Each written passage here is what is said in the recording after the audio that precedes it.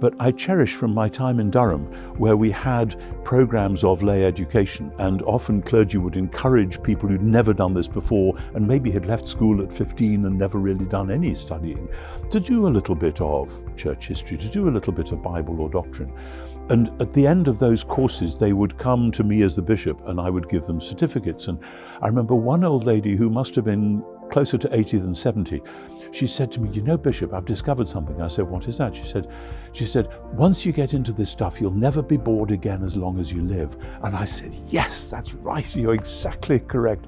And that's why we're doing this." And she had discovered what is available to anyone to discover, that actually learning about scripture and theology can be the most enormously exciting and life-enhancing thing. And I would hope and pray that anyone and everyone who takes these courses will find a measure of that at least.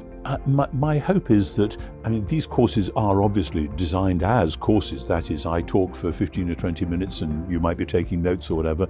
But precisely because of the subject matter, then they ought to be challenging, just as they are for me myself, to say, hang on, where does this apply to me? Does this mean that something in my thinking, my living, my speaking ought to change, ought to grow, ought to develop? And in a sense, yes, that always ought to be the case, and for me too. So as we're going through these courses, people are different. I don't assume that everyone is going to become an academic theologian. Far from it, perish the thought.